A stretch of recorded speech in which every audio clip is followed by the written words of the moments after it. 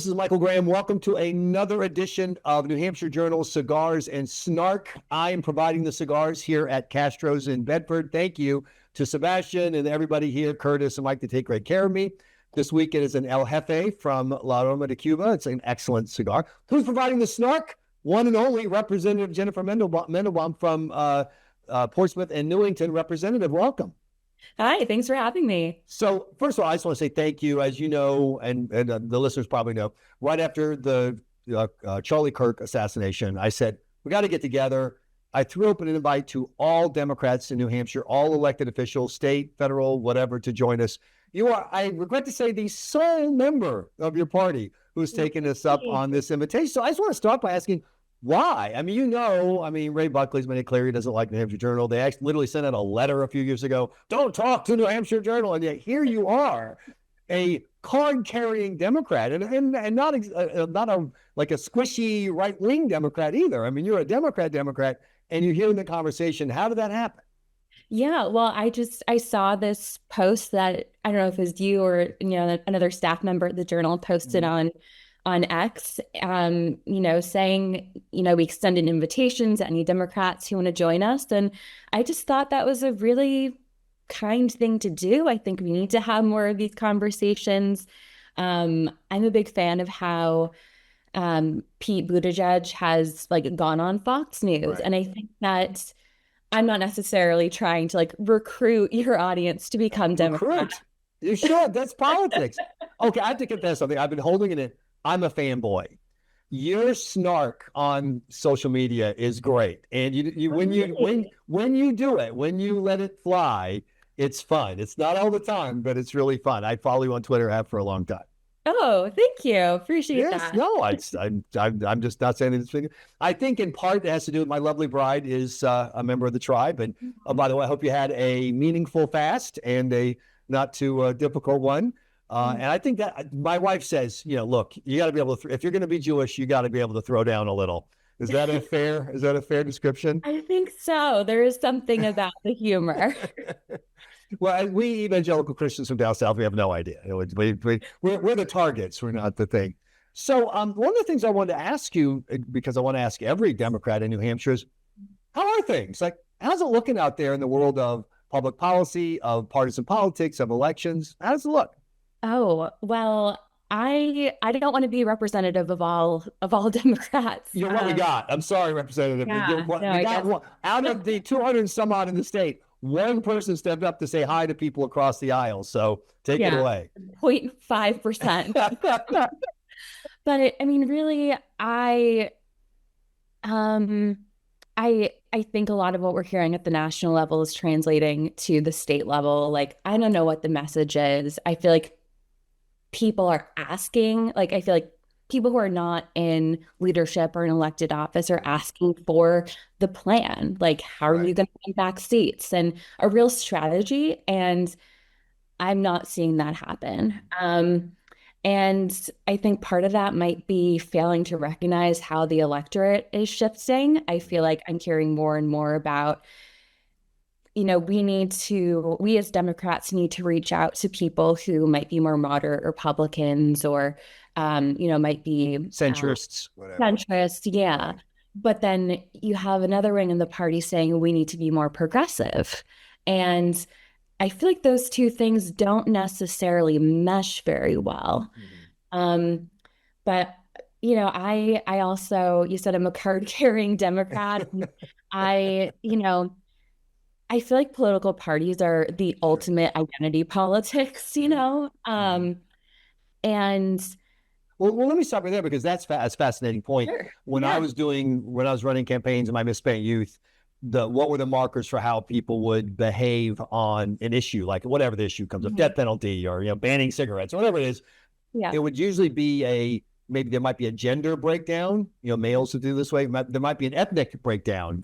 White Americans this way, Black Americans that way. Yeah. All these other things were more indicative than your party affiliation.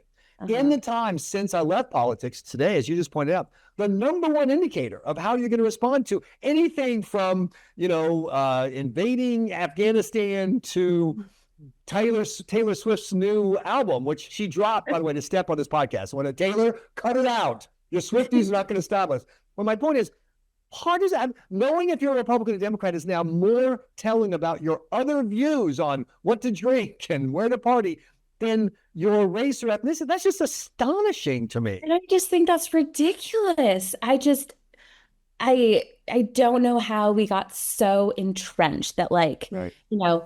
I'm a Democrat, so these are the only things I believe, and I'm a Republican, so here's what I believe. And there's not as I don't know why that's so predictive of things. Like, I am one of those people who kind of thinks a good policy is a good policy, and I do not care the letter next to someone's name. So you brought up policy. I want to definitely do some policy stuff before we go back to snarking on the two parties in a few minutes. Yeah. So a question I like to ask people when they want to run for office or those ways, in your opinion, what is the fundamental purpose of government? If you had to summarize why we have a government in like one or two sentences, how would you say it? Oh, that's such a good question. Sorry, this isn't a Joe Biden interview. I don't give you a card with my picture and answers on it. Sorry. No, I'm kidding. No, but seriously, whatever your answer, I'm just curious. Like, what do you think of the purpose of government? I think government is meant to maybe be scaffolding is one way to think of it. So what do you mean by that? Some structure and laws, and then it's up to individuals how much they want to implement them or how they interpret them or use them. That's one of the best answers I've ever gotten from a politician. That's one of the best answers I've ever gotten. No joke. Oh, by the way, there is a right answer. The right answer is the purpose of government is to protect Michael Graham and his stuff from everybody else. Oh, that's the number. It should be in the Constitution. Michael Graham, his stuff. Don't let anyone beat him up, and don't let anyone take his stuff. Everything else after that is extraneous. And I think that used to be the divide, kind of on the right and the left. Is the right said the government, basically there have been two and only two political parties. There's the "what the hell do you think you're doing" party and the "leave me the hell alone" party, and that's it. And so Democrats have tended to be the "what do you think you're doing? Stop that! Put that down! Do what we say. We don't like how you run your business. Here you need to pay some more money, and we got to fix things." And then the Republicans are like, "Leave me the hell alone. I'll just do it. I'll take care of myself. I can pay for my own health care." Boy, has that changed, right? Oh my gosh. When you were saying that, I was like, I can think of so many examples. Exactly. Yeah. No, it's wild. So let me ask it another way then. Yeah. I'm going to give you a magic wand, and you can force any law in Concord to be passed. You pick it, you name it, AOT will sign it. You get one. What's the one law you'd like to see implemented here in New Hampshire? I thought you might ask a question like this, actually. So I've been thinking about it, and I would do something around school meals for kids. I think, kids who are from lower resource families should be able to eat so that they can focus in school and succeed. And kind of using that old Republican phrase, pull yourselves up by the bootstraps. Exactly. If we want kids to do that, we have to give them shoelaces. And I feel like that's what feeding kids lunch is. Okay, what's fascinating about that is how specific it is. Normally it's something big, whatever, like big. Mm-hmm. I give, school choice, or, I would finally give us the income tax for, economic parity that we need, something big. You've got it down. I don't know why you couldn't get that passed. Actually, I don't think you need a magic wand for that. I think that's passable. It was your party, man. I don't know. I agree. Well, because once again, the premise is, why they're your kids? Why aren't you feeding them? And the other argument is, hey, we all benefit if these kids get fed, and that's the natural tension that you see. And I have no problem with that tension. The problem I have, and I'm really, I want you to be wide open on this. When there are a lot of people who are on the right who feel like they've spent most of their adult lives being called, you hate babies, you want to starve babies, you hate granny, you want to starve granny. That's why you don't support, spending this more money, whatever. And their argument is, actually, we think there'll be more wealth for everybody to choose to use for charity, for kids or whatever, if you have less government, whatever. And it has nothing to do with wanting to starve anybody. And so I'm curious, when you and your fellow Democrats look across the aisle, do you see venal motives? Like, do you see people because look, there's tons of rhetoric, you Democrats, you want to turn us into Soviet Russia, you want us, in the gulags, you want to take all our stuff, blah, blah, blah. Okay. And then you are a bunch of right-wing Nazis, you want to, blah, blah.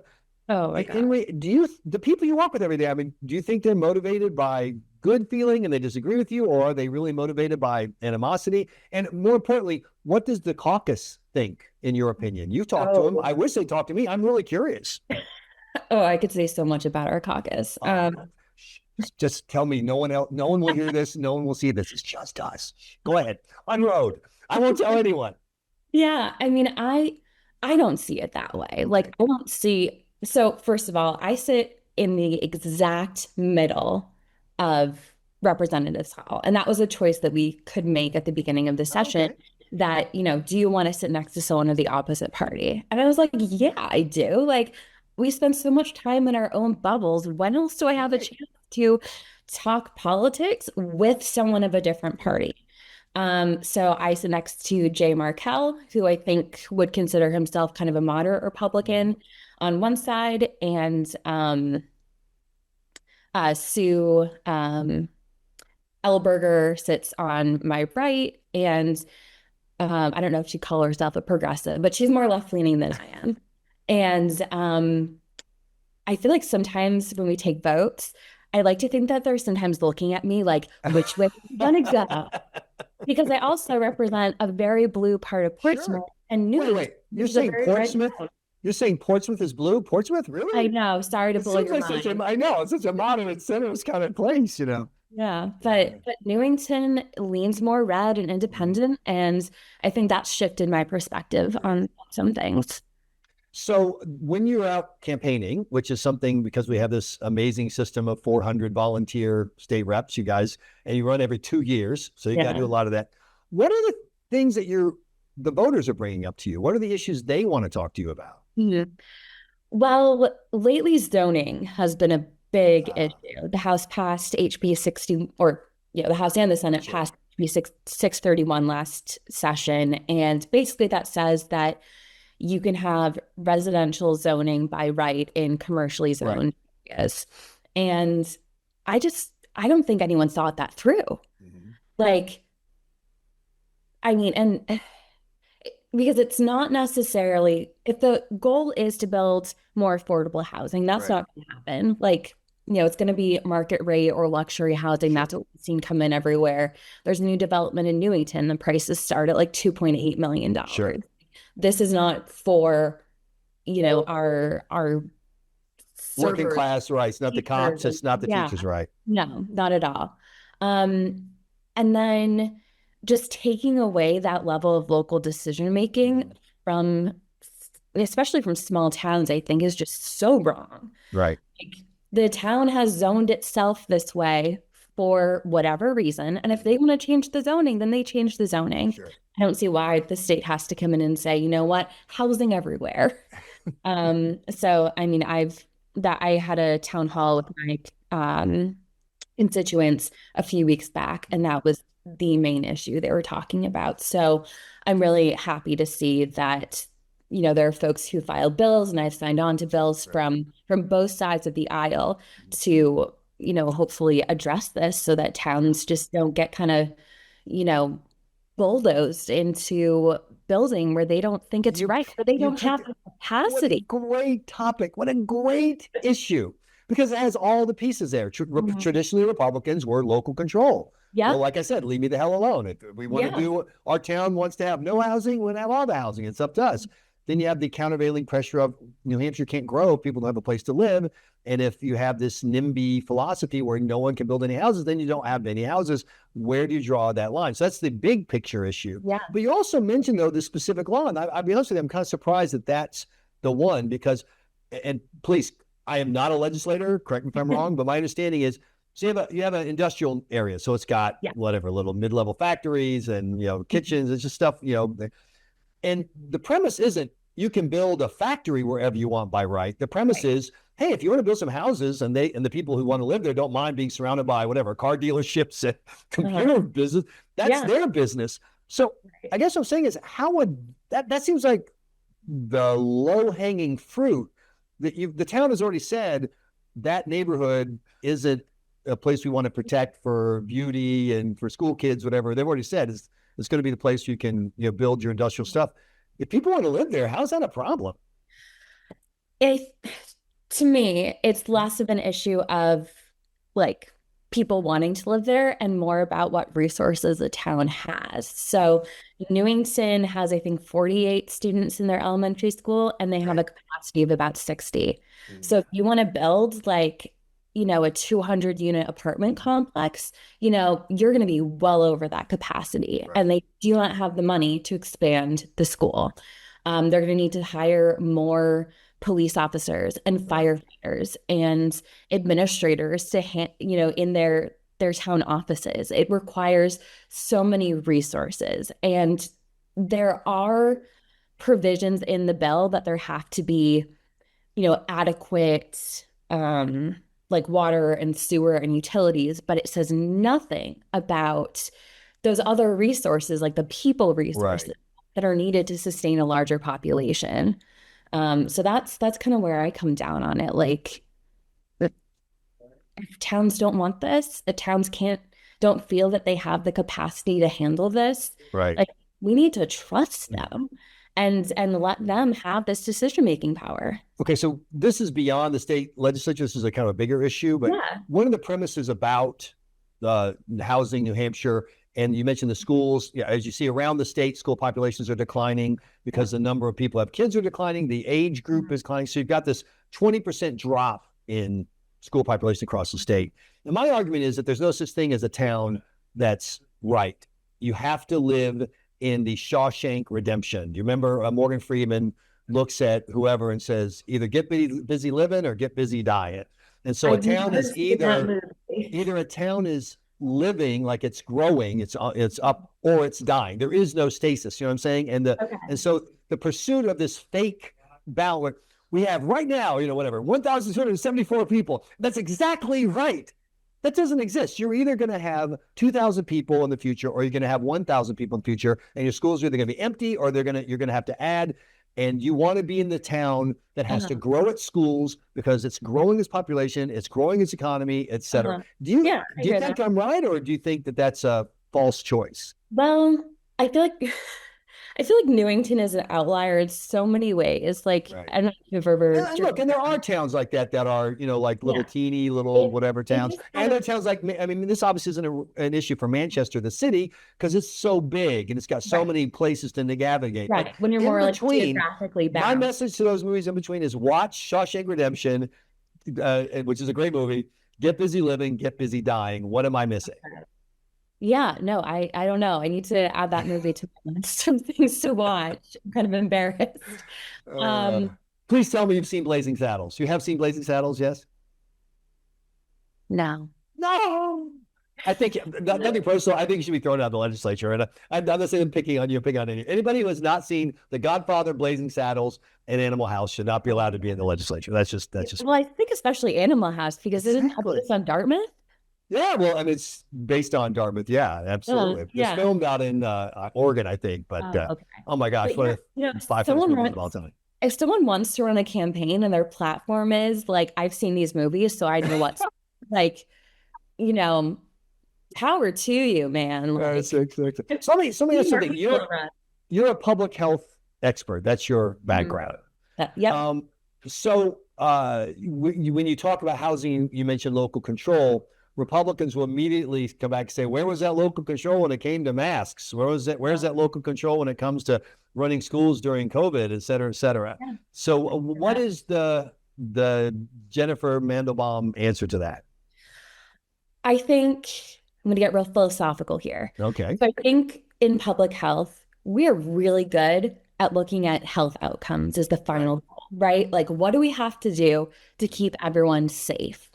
And I actually wrote a piece with some colleagues a few years ago about how that's a big disadvantage, right? Like when you're looking at something like the COVID-19 pandemic, there are so many things that were disrupted by that, and that we're still seeing the effects, down the road. And, so you can't just look at, what's going to, ultimately keep people from dying, because then you would say everyone would just stay home and lower the birth rates. But you can't do that because people need groceries, people need to work. Like I think I just wonder sometimes if the refrain about listening to the science got in the way of us considering like how this is going to affect schools and businesses and individuals and mental health. And, it's not just about who's getting COVID and who's dying of COVID, which are obviously important things. You want to reduce that as much as possible, but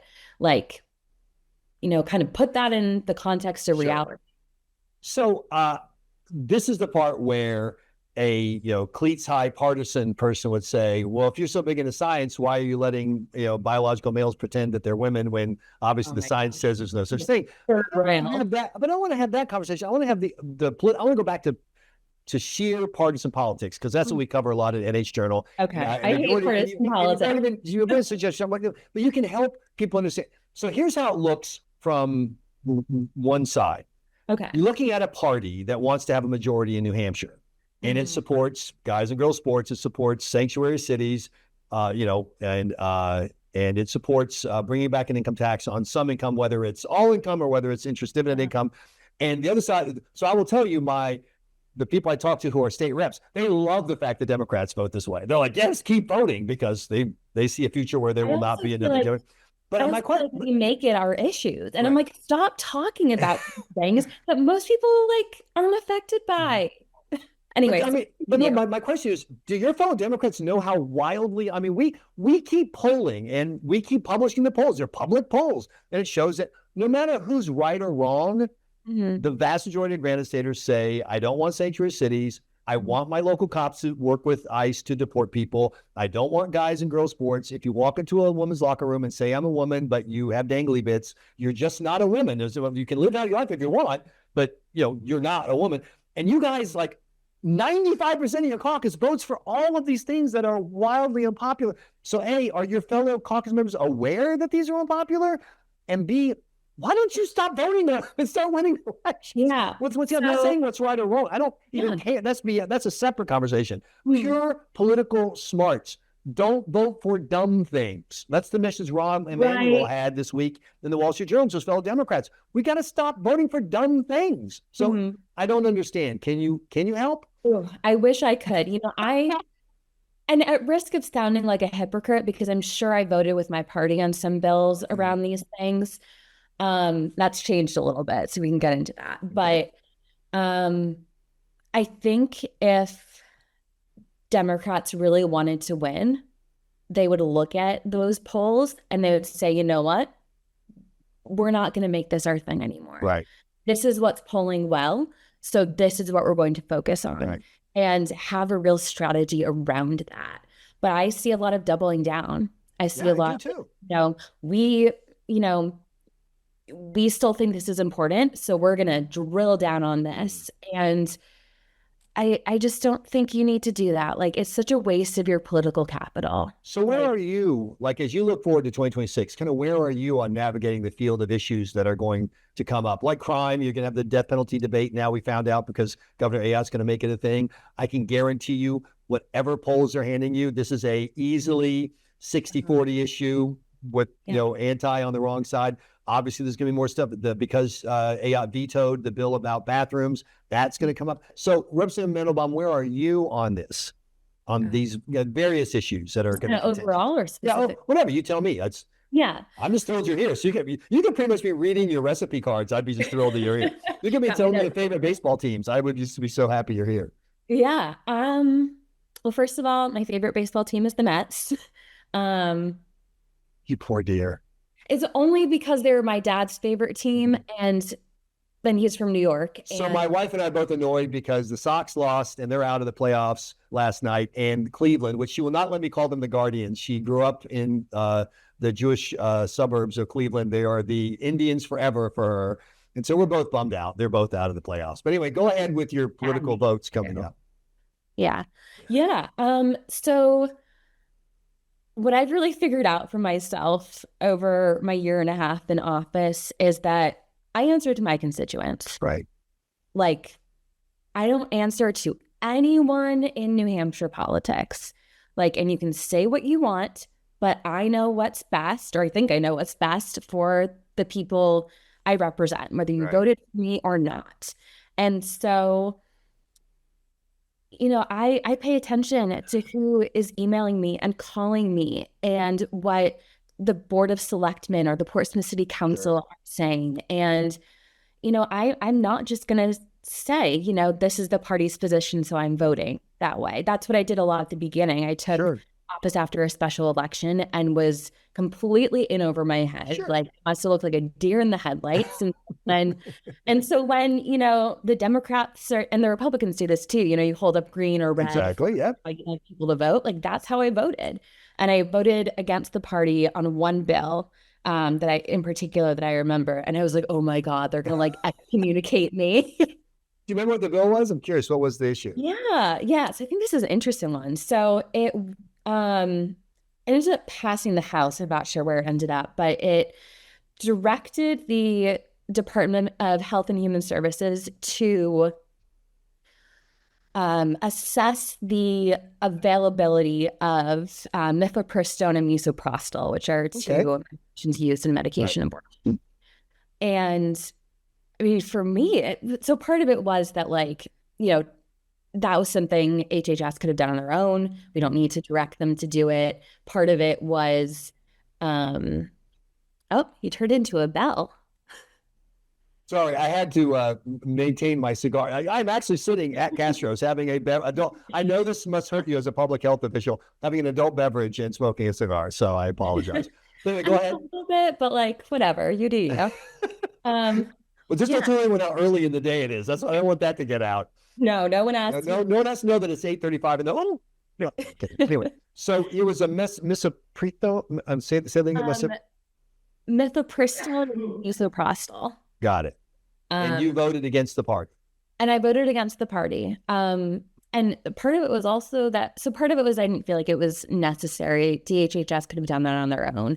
Part of it was that I'm concerned about some of like the tracking that's going on.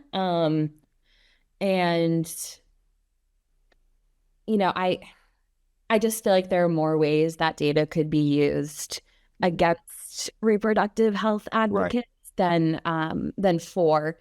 And also it was a matter of consistency, because there had been a vote earlier in the day that was around requiring school districts to post certain information on their website. Right. And the same logic that Democrats were using to say don't vote for this was the opposite of why they're saying vote for that. Right. Sure. And I was like, can you be ideologically consistent, please? Like, it's so hard to keep track of like what your core ideology is if your reasoning changes so much. And I think that was one of my first hints. Well, you've heard the phrase consistency is the hobgoblin of small minds. I prefer the more accurate phrase, consistency is the practice of people who lose primaries. And so if you want to win primaries, you have to get it. I want to ask you, because we've got to wrap up. I really appreciate your time, but you mentioned reporting, et cetera. I've always been surprised at the number of Democrats who are in the health industry or providers, whatever, who have voted consistently over the years against having New Hampshire report its abortion numbers.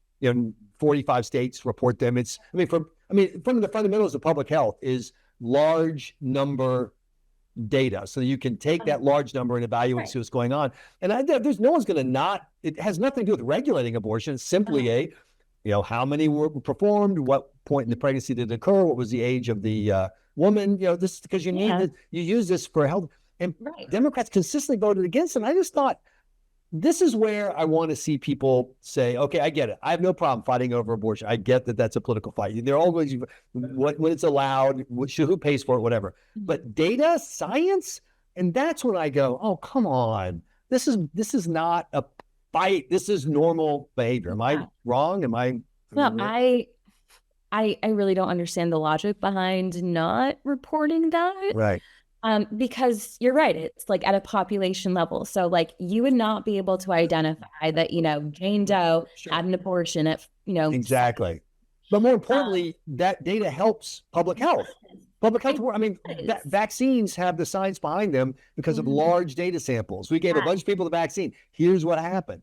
Concerns about the COVID vaccine, which I'm not clear I'm really concerned, but there are some things having to do with young men and heart issues that we need to look at. We only know that not because 1,000 people told us about them, but millions of people got the shot. And then you have that data and you work with it. Because otherwise you're just basing everything on what a handful of people are saying.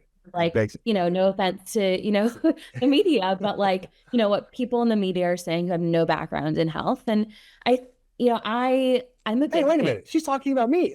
What happened here? Hey, no, I'm kidding. Michael, turn the table. We got to wrap up real quick. I just want to ask you, I think you've endorsed a candidate in the 1st congressional district primary. Is that right? Yeah, I endorsed Maura Sullivan. Maura Sullivan. Just for people who are watching, why Maura Sullivan and not Stephanie Shaheen or Howard Heath or Heath Howard? I always get his name backward. I apologize, Representative. I'm not trying to get it wrong. Or Christian Arudia or the other people on it. Yeah, she has the government, the Washington experience. Right. She's been in the military. She knows. She has been in the same room as Benjamin Netanyahu. Like, she knows who these world leaders are and how to negotiate with them. And, but, there are many Democrats, though, who would point out that she has one major flaw. She's not named Shaheen. So any problem endorsing when she's not named Shaheen? That's not a problem? And that's not a problem for me. Look, if Stephanie Shaheen wins the nomination, I will fully support her. Exactly. But I'm on Team Maura. Like, I really... I feel like she has the experience and she has plans and she's gonna, represent us well. Last question. What is it that you wish Republicans across the aisle in the state House, state Senate would get? Like, if you could kind of like have them for a pep talk and say, ladies and gentlemen, let me just share something with you I want you to think about more. What's your message to New Hampshire Republicans? Oh, that Dems aren't all like left-wing progressive crazies. I don't know. Like, that's gonna be a hard one to convince them of. I don't know. You picked a tough one. I know. I just think there are a lot of us who, want to work on practical solutions and forget the BS of, what the party wants when they're not following what the people want. So I would just love more opportunities for us to all just get together and be like, hey, we want to, not necessarily meet in the middle because, sometimes you're one way or the other, but, figure out where there are areas of compromise because ultimately we want Granite Staters to be happier and healthier and have more opportunity.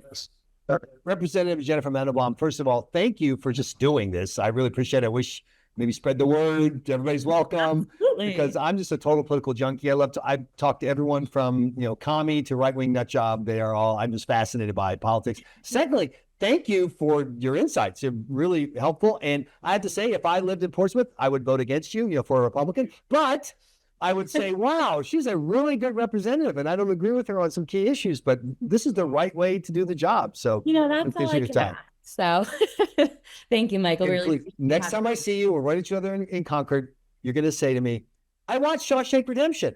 What a great movie. You got to do that. I got to do it. No plans tonight. Maybe I'll watch it.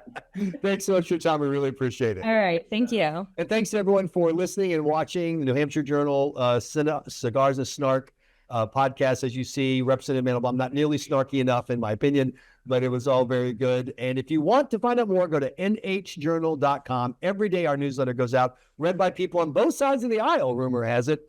And we hope that you'll be one of them too. I'm Michael Graham, managing editor of New Hampshire Journal.